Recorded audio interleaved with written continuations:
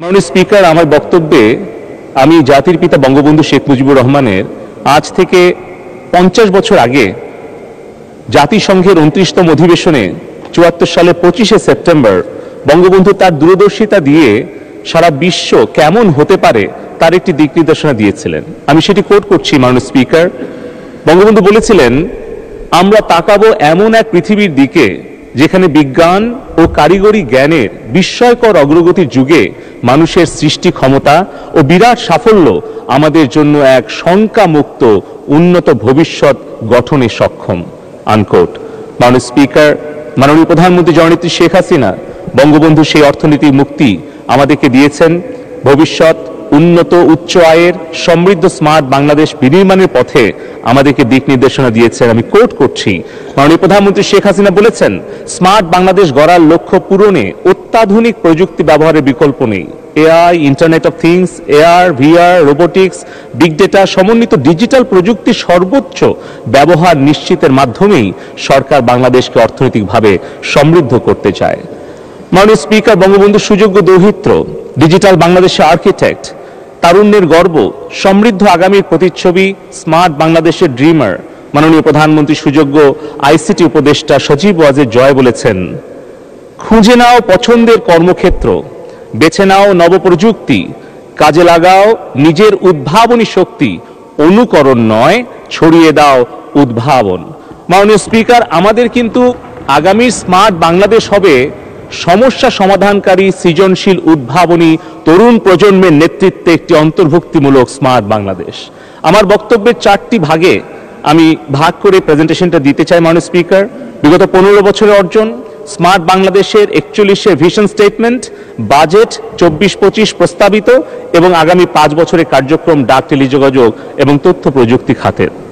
মাননীয় স্পিকার, এই একটা স্লাইডে যে পরিবর্তনের গল্পটা উপস্থাপন করছি এটি কিন্তু খুব সহজ ছিল না। মাননীয় স্পিকার, আজকে যার বয়স 18, আজ থেকে 15 বছর আগে তার বয়স ছিল 3 বছর। মাননীয় স্পিকার, যারা এখন 1 ঘন্টা বিদ্যুৎ গেলে কিংবা ইন্টারনেটের গতি একটু স্লো হলে ফেসবুক, ইনস্টাগ্রামে সমালোচনা করে বা সরকারের দিকে একটু বিরাগভাজন হয়, তাদের উদ্দেশ্যে এই স্লাইড। মাননীয় স্পিকার, আপনি খেয়াল করে দেখবেন 13 কোটি ইন্টারনেট ব্যবহারকারী দেশ বাংলাদেশ, 2500 ডিজিটাল সেবা, বঙ্গবন্ধু 1 স্যাটেলাইট মহাকাশে, 11 কোটি আজকে আমাদের ভ্যাকসিন নিবন্ধন, 12 কোটি smart NID card, $1 billion start আপে বিনিয়োগ এসছে, আমাদের 19 কোটি আমাদের সিম কার্ড ব্যবহারকারী, আবার অপরদিকে 5,25,000 কিলোমিটার ফাইবার অপটিক্যাল কেবল একেবারে গ্রাম পর্যন্ত, দ্বীপ পাহাড় কোনোটাই বাদ নেই। মাননীয় স্পিকার, সংক্ষেপে যদি বলি টেলি ডেন্সিটির কথা, 2008-এ ছিল 32%, 23-এ এসে হয়েছে 111%। সেলুলার মোবাইল ফোনের কথা, 2008-এ ছিল 4 কোটি, এখন হয়েছে 19 কোটি। 4G সংযোগ বলে বাংলাদেশে কিছুই ছিল না, 3Gও ছিল না। মাননীয় স্পিকার, এখন সেটা 4G নেটওয়ার্ক ব্যবহারকারীর সংখ্যাই 10 কোটি। পৃথিবীর খুব কম দেশ আছে যাদের জনসংখ্যা 10 কোটি। মাননীয় স্পিকার, আমাদের মোবাইল কাভারেজ 98% কাভারেজ আছে। ইন্টারনেট ব্যবহারকারী যেখানে 40 লাখ ছিল সেখান থেকে হয়েছে 13 কোটি। মাননীয় স্পিকার, সবচেয়ে বড় একটি বিষয়, আমাদের যে ফিক্সড ব্রডব্যান্ড কানেক্টিভিটি এখন 1,25,00,000, মোবাইল ইন্টারনেট 12 কোটি এবং ইন্টারনেট ঘনত্ব প্রায় 77%। আমাদের ইন্টারনেট ব্যান্ডউইথের মাসিক মূল্য, মাননীয় স্পিকার, যারা বাজেট ঘোষণার পর যারা যে সকল টকশোতে কিংবা অর্থনীতিবিদ অথবা আমাদের রাজনৈতিক সমালোচক জননেত্রী শেখ হাসিনার বাজেটের সমালোচনা করেন, তাদের উদ্দেশ্যে এই স্লাইড। মাননীয় স্পিকার, ইন্টারনেটের দাম 2008-এর আগে, আওয়ামী লীগ সরকার আসার আগে ছিল 85,000 টাকা পার এমবিপিএস। মাননীয় স্পিকার, এটা শুনলে আমাদের তরুণ প্রজন্ম হয়তো আকাশ থেকে পড়বে যে সেই 85,000 টাকা পার এমবিপিএস ব্যান্ডউইথের দাম জননেত্রী শেখ হাসিনা কমিয়ে এনেছেন মাত্র 60 টাকায়। মাননীয় স্পিকার, তাহলে সেই কারণেই কিন্তু আজকে বাংলাদেশে 13 কোটি ইন্টারনেট ব্যবহারকারী। মাননীয় স্পিকার, আমাদের এই আধুনিক তথ্য প্রযুক্তি এবং টেলিযোগাযোগের ভিত্তি কিন্তু রচনা করে গেছেন জাতির পিতা বঙ্গবন্ধু শেখ মুজিবুর রহমান। এই স্লাইডে খেয়াল করবেন। মাননীয় স্পিকার, ইউনিয়নের সদস্যপদ গ্রহণ করেন বঙ্গবন্ধু। উনি 75 সালের 14 জুন উনি বেতবুনিয়াতে আমাদের বাংলাদেশের মাটিতে প্রথম উপগ্রহ ভূকেন্দ্র স্থাপন করেন স্যাটেলাইটের। সেই স্বপ্ন পূরণ করেছেন বঙ্গবন্ধুর কন্যা জননেত্রী শেখ হাসিনা 2018 সালের 12ই মে আমাদের নিজস্ব স্যাটেলাইট বঙ্গবন্ধু 1 স্যাটেলাইট উৎক্ষেপণের মধ্য দিয়ে। মাননীয় স্পিকার, স্লাইডে দেখছেন আমাদের এখন সাবমেরিন কেবলের সক্ষমতা হচ্ছে 7200 জিবিপিএস। এটা 15 বছর আগে সক্ষমতা ছিল মাত্র 5 জিবিপিএস। 5 জিবিপিএস থেকে 7000 জিবিপিএস। এবং সবচেয়ে দুঃখজনক ব্যাপার, 92 সালে বিএনপি যখন ক্ষমতায় ছিল তখন খালেদা জিয়া বিনামূল্যে সাবমেরিন কেবল সংযোগ পাওয়ার সুযোগটা হাতছাড়া করেছিল শুধু জ্ঞানের অভিবে। উনি সেই সময় বলেছিলেন বাংলাদেশ নাকি সাবমেরিন কেবলে যুক্ত হলে বাংলাদেশের সব তথ্য পাচার হয়ে যাবে। হয়তো উনার ধারণা ছিল না যে কোনটা সাবমেরিন জাহাজ, কোনটা যুদ্ধ জাহাজ আর কোনটা সাবমেরিন কেবল। হয়তো তার জ্ঞানের অভাবের কারণে সেই সময় উনি সাবমেরিন কেবল নিতে চান নাই। মাননীয় স্পিকার, মাননীয় স্পিকার, এবারে মাননীয় 5 মিনিট সময় দিচ্ছি। ধন্যবাদ মাননীয় স্পিকার, ধন্যবাদ। আমি শুধু এখানে একটা বিষয় বলতে চাই, এখানে কিন্তু বঙ্গবন্ধু স্যাটেলাইট 1 দিয়ে কিন্তু আমরা থামছি না। মাননীয় স্পিকার, মাননীয় প্রধানমন্ত্রী বিগত দ্বাদশ জাতীয় সংসদ নির্বাচনের আগে উনি স্মার্ট বাংলাদেশ রূপকল্পে ঘোষণা করেছেন আমাদের এখন কমিউনিকেশন এন্টারটেইনমেন্ট স্যাটেলাইটে 40টা বাংলাদেশের টেলিভিশন, এখন এই যে বিটিভি, সংসদ টিভি এবং প্রাইভেট চ্যানেল সবগুলো কিন্তু বঙ্গবন্ধু স্যাটেলাইট 1 দিয়ে চলছে। এমনকি বিদেশি 20টি স্যাটেলাইট চলছে। মাননীয় প্রধানমন্ত্রী বলেছেন ভারত, নেপাল সহ পার্শ্ববর্তী যতগুলো দেশ, ভুটান, সবাইকে আমাদের বঙ্গবন্ধু স্যাটেলাইট 1-এর কমিউনিকেশন সাপোর্টটা দিতে, এবং আমরা সেটাও দিচ্ছি মাননীয় স্পিকার। এবং মাননীয় স্পিকার, মাননীয় প্রধানমন্ত্রী বলেছেন এখন আমরা আর্থ অবজারভেটরি স্যাটেলাইট, ডিফেন্স স্যাটেলাইট, আমাদের সিকিউরিটি স্যাটেলাইট নিজস্ব থাকবে। আমরা 8টা থেকে 10টা নিজস্ব স্যাটেলাইট আগামী 4 বছরের মধ্যে, অর্থাৎ এই সরকারের মেয়াদে আমরা ইনশাল্লাহ মহাকাশে উৎক্ষেপণ করব বঙ্গবন্ধু স্যাটেলাইট 2, এবং যেটি আমাদের একদিকে সুরক্ষা দেবে, অপরদিকে পরিবেশগত উন্নয়ন, শহরায়ন, নগরায়ন, ভবিষ্যৎ পরিকল্পনা, আগাম বন্যার হাত থেকে রক্ষা, সব জায়গায় আমাদের সেই বঙ্গবন্ধু স্যাটেলাইট 2 আমাদেরকে সহযোগিতা করবে। মাননীয় speaker, social obligation fund BTRC, যে বিটিআরসি থেকে 2000 সালে যেটি মাননীয় প্রধানমন্ত্রী জননেত্রী শেখ হাসিনা নিজে প্রতিষ্ঠিত করেছিলেন বঙ্গবন্ধুর কন্যা, সেই বাংলাদেশ টেলিকমিউনিকেশন রেগুলেটরি কমিশন আমাদের সরকারের রাজস্ব আয় দিয়েছে। 2000 সালে জননেত্রী শেখ হাসিনা প্রতিষ্ঠিত বিটিআরসি 73,000 কোটি টাকা রাজস্ব দিয়েছে, যেটা আমাদের শিক্ষা, স্বাস্থ্য সব খাতে হচ্ছে। এবং আমাদের সোশ্যাল অবলিগেশন ফান্ড থেকে আমরা 117টি চর, দ্বীপ, দুর্গম অঞ্চলে বঙ্গবন্ধু 1 স্যাটেলাইট থেকে আমরা শিক্ষা, স্বাস্থ্য সেবা প্রদান করছি। মাননীয় স্পিকার, আমরা 2041 সালের স্মার্ট বাংলাদেশের অভিযাত্রায় 4টি স্তম্ভ আমরা মাননীয় প্রধানমন্ত্রী জননেত্রী শেখ হাসিনার কাছ থেকে পেয়েছি। এই 4টি স্তম্ভের উপরে 41 সালে গড়ে উঠবে আমাদের বঙ্গবন্ধুর স্বপ্নের সোনার বাংলার আধুনিক রূপ, একটি অন্তর্ভুক্তিমূলক উদ্ভাবনী স্মার্ট বাংলাদেশ।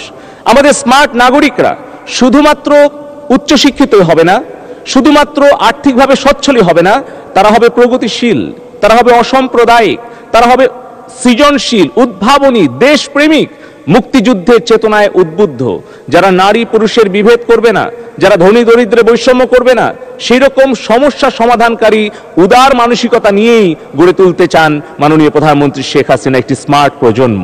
স্মার্ট অর্থনীতি হবে, সজীব ওয়াজেদ জয় বলেছেন, ক্যাশলেস, যেখানে কোনো ফাঁকি দেওয়ার সুযোগ থাকবে না, যেখানে কোনো ঋণ খেলাপি করার সুযোগ থাকবে না, দেশ থেকে বিদেশে টাকা পাচারের সুযোগ থাকবে না, সবকিছু হবে ট্রান্সপারেন্ট, ডিজিটাল, ইন্টারকানেক্টেড, এবং স্মার্ট সরকার হবে পেপারলেস, করাপশন ফ্রি, ফেসলেস।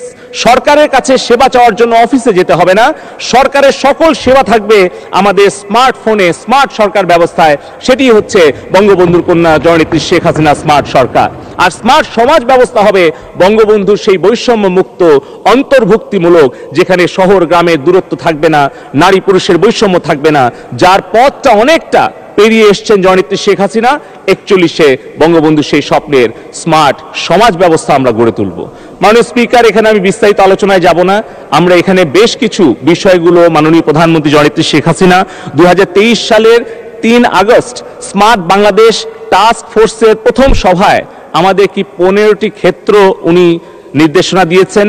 সেই অনুযায়ী আমাদেরকে প্রত্যেকটি স্তম্ভের আমরা কবে, কখন, 26 সালে আমরা কি করব, 31 সালে কি করব, 41 সালে আমাদের চূড়ান্ত টার্গেট কি হবে, তার একটি action plan, time frame, job distribution এবং উইথ বাজেট একটা সমন্বিত দীর্ঘমেয়াদী, মধ্যমেয়াদী, স্বল্পমেয়াদী পরিকল্পনা দিয়েছেন। সেই কারণেই মাননীয় স্পিকার আজকে আপনার মাধ্যমে দেশবাসী এবং মাননীয় সংসদ সদস্য মহোদয়দের কাছে মাননীয় প্রধানমন্ত্রী জননেত্রী শেখ হাসিনা স্মার্ট বাংলাদেশের ভিশন, নাগরিকদের এবং সাথে আমাদের ইনফ্রাস্ট্রাকচার ইকোসিস্টেম, সাথে আমাদের নলেজ ইকোসিস্টেম, সাথে আমাদের ইনভেস্টমেন্ট ইকোসিস্টেম কেমন হবে সেটি মাননীয় স্পিকার, মাননীয় প্রধানমন্ত্রী আমাদেরকে দিয়েছেন। মাননীয় স্পিকার, আমি শুধু এখানে ইনভেস্টমেন্ট ইকোসিস্টেমের জায়গায় আমি 1 মিনিট সময় নিয়ে বলতে চাই, যেটি আজকেই the business standard news .net তারা খবর ছাপিয়েছে। এটা আমাদের সরকারের কোনো বরাদ দিয়ে উৎস থেকে নয়। মাননীয় স্পিকার, 5 মিনিট বলবেন। ধন্যবাদ মাননীয় স্পিকার। এখানে মাননীয় স্পিকার ফাইন্যান্সিয়াল ইনস্টিটিউশন IFC, যেটি ওয়ার্ল্ড ব্যাংকের প্রাইভেট একটি অর্গানাইজেশন, তারা কিন্তু বাংলাদেশে তারা বিগত 50 বছরে যে ওয়ার্ল্ড ব্যাংক IFCর যে বিনিয়োগ, সেটা যে কতটুকু সফল হয়েছে সেই বিষয়ে ছোট্ট একটা বিষয় মাননীয় স্পিকার আমি আপনার সামনে তুলে ধরতে চাই। আসলে এই নিউজ আইটেমটি মাননীয় প্রধানমন্ত্রী আমাদেরকে দিয়েছেন এবং আমাকে পাঠিয়েছেন, এবং আমি পুরোটা যখন পড়লাম মাননীয় স্পিকার, এটা একটা আশ্চর্য ব্যাপার। আমি ইংলিশে যদি একটু বলি, উই আর বুলিশ অন বাংলাদেশের investment potential, IFC South Asia director Fakhruddin বলেছেন। এবং উনি বলছেন, the IFC, the private sector arm of World Bank group, is in its 50-year partnership with Bangladesh made a cumulative financing of $8 billion, মাননীয় speaker. এখানে তারা বলছে যে এইখানে বাংলাদেশের যে সম্ভাবনা, সেইখানে তারা বলছে the International Monetary Fund IMF is expressing confidence. We also see things as good sign. অর্থাৎ উনি বলছেন, he said one cannot ignore how Bangladesh has been one of the biggest success stories in terms of really overcoming, making remarkable strides in poverty alleviation and sustaining economic growth for a long period. মাননীয় speaker, এইটাই হচ্ছে বাংলাদেশের smart ইকোনমির সম্ভাবনার জায়গা, যেখানে সারা বিশ্বের বিনিয়োগকারীরা বাংলাদেশে বিনিয়োগ করতে চায়। সেখানে আমরা কিছু রাজনৈতিক দল আর কিছু অর্থনীতিবিদের বিশ্লেষণ শুনলে মনে হয় যে আমরা বাংলাদেশ যাচ্ছি দ্রুত গতিতে কোন পথে, আর তারা কথা বলছে, হাঁটছে অন্য পথে। মাননীয় স্পিকার, আমি আর বক্তব্য বাড়াবো না। এখানে মাননীয় স্পিকার, মাননীয় প্রধানমন্ত্রী বলেছিলেন যে উন্নয়ন দৃশ্যমান, এবার বাড়বে এবার কর্মসংস্থান। সেই বিষয়টিকে মাথায় নিয়ে আমরা আমাদের 300টি নির্বাচনী আসনে বিগত সময়ের ধারাবাহিকতায় আমরা smart employment entrepreneurship development project, যেটি লার্নিং অ্যান্ড আর্নিং ডেভেলপমেন্ট প্রজেক্টের পরবর্তী ধাপ, সেখানে আমরা 5 লক্ষ পরিবারে অন্ততপক্ষে একজন ছেলে বা একজন মেয়ে কর্মসংস্থান, তারা যাতে একটা ছোট প্রশিক্ষণ নিয়ে আইটি ফ্রিল্যান্সার, ই-কমার্স উদ্যোক্তা, কল সেন্টার এজেন্ট হয়ে যাতে গ্রাম থেকে, নিজের বাড়ি থেকে কর্মসংস্থানের ব্যবস্থা করতে পারে, তার জন্য আমরা উদ্যোগ গ্রহণ করছি। এবং আগামী 4 বছরে মাননীয় স্পিকার, আমরা আমাদের স্মার্ট অর্থনীতিতে সজীব ওয়াজেদ জয়ের নির্দেশনায় মাননীয় প্রধানমন্ত্রী নিজে উদ্বোধন করেছেন টাকা পে, যেটা দিয়ে আমরা এখন লেনদেন করছি ক্যাশলেস উপায়ে। আমরা বিনিময়ে উদ্বোধন করেছি যেটি হচ্ছে QR code based cashless transaction, এবং আমাদের যে চূড়ান্ত লক্ষ্য ক্যাশলেস সোসাইটি, ক্যাশলেস ইকোনমির মাধ্যমে আমরা মাননীয় প্রধানমন্ত্রীর স্মার্ট বাংলাদেশের মাথাপিছু আয় আমরা $12,500 নিয়ে যাব, এবং 50টি স্টার্টআপ হবে $1 বিলিয়ন, উচ্চগতির ইন্টারনেট থাকবে বাংলাদেশের সর্বত্র এবং সবার জন্য। মাননীয় স্পিকার, আমার বক্তব্যের শেষে আমি আমাদের ওয়ার্ল্ড ইকোনমিক ফোরামের প্রতিষ্ঠাতা সভাপতি প্রফেসর ক্লাউস শোয়াব, তার একটি উক্তি দিয়ে শেষ করতে চাই। এবং আজকের বাজেটের আমরা যে গভর্নমেন্ট ব্রেইন .ai যেটা আমরা তৈরি করেছি, সেটি আমি সকলের কাছে উন্মুক্ত করে দিতে চাই। www.gbrainbd.ai। এখানে আর্টিফিশিয়াল ইন্টেলিজেন্সকে জিজ্ঞেস করলে বাংলাদেশের বাজেট সম্পর্কে যে কোনো প্রশ্নের উত্তর এবং নির্দেশনা দিতে পারবে, যেটা আমরা ইতিমধ্যেই উন্মুক্ত করে দিয়েছি। মাননীয় স্পিকার, আমি আমার বক্তব্যের শেষে স্মার্ট পার্লামেন্ট আগামী দিনে আমরা গড়ে তুলব সেই প্রতিশ্রুতি ব্যক্ত করে আমি আমাদের ওয়ার্ল্ড ইকোনমিক ফোরামের যিনি প্রতিষ্ঠাতা সভাপতি, তার একটি উক্তি আমি বলে শেষ করতে চাই, মাননীয় অর্থমন্ত্রীকে ধন্যবাদ জানাতে চাই আমাদের ডাক টেলিযোগাযোগ খাতে ২,৪২০ কোটি টাকা এবং আইসিটি বিভাগে ২,৮৭২ কোটি টাকা বরাদ্দ দেওয়ার জন্য। মাননীয় স্পিকার, আমি আর একটা মিনিট সময় পেলে আমি শুধু ওই কোটেশনটা বলে শেষ করতে চাই, কারণ আগামী দিনে চতুর্থ শিল্প বিপ্লব থেকে কিভাবে আমরা একটি বুদ্ধি এবং মেধা নির্ভর অর্থনীতিতে যাব সেই বিষয়ে মাত্র ৬টা-৭টা লাইনে কিভাবে প্রফেসর ক্লাউস শওয়াব সারা বিশ্বের নেতৃবৃন্দকে একটা দিক নির্দেশনা দিয়েছেন। মাননীয় স্পিকার, মাননীয় প্রধানমন্ত্রী একজন ভক্ত হচ্ছেন প্রফেসর ক্লাউস শওয়াব। আমি নিজে দেখেছি ওয়ার্ল্ড ইকোনমিক ফোরামে যখনই মাননীয় প্রধানমন্ত্রী গিয়েছেন তাকে জিজ্ঞেস করেছেন যে এই বাংলাদেশের যেই ম্যাজিক্যাল মিরাকল ডেভেলপমেন্ট কিভাবে মাননীয় প্রধানমন্ত্রী করলেন, তার কাছ থেকে শেখার জানার চেষ্টা করেছেন। আমি মাননীয় স্পিকার একটা মিনিটে শুধু এই কোটেশনটা বলে আমার বক্তব্য শেষ করতে চাই। মাননীয় স্পিকার, প্রফেসর ক্লাউস শওয়াব বলেছেন, I quote, "We want to move towards what I would call a humanocracy, a world where we use technology to use all our human potential and to create a better world."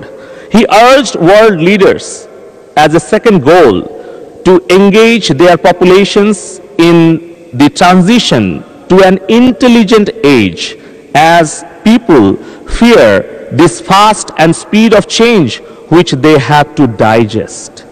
এই উচ্চ এবং দ্রুতগতির পরিবর্তনের সাথে খাপ খাইয়ে নেওয়ার জন্য অন্য কোনো সম্পদ বা অর্থ নয়, আমাদের মেধা এবং দক্ষ জনসম্পদ তৈরি করতে হবে, যে বিষয়টি কিন্তু মাননীয় প্রধানমন্ত্রী বুঝতে পেরেই উনি স্মার্ট সিটিজেনের ভিত্তিতে স্মার্ট বাংলাদেশ বিনির্মাণের ঘোষণা দিয়েছেন। ধন্যবাদ মাননীয় স্পিকার। Be innovative and smart. জয় বাংলা, জয় বঙ্গবন্ধু।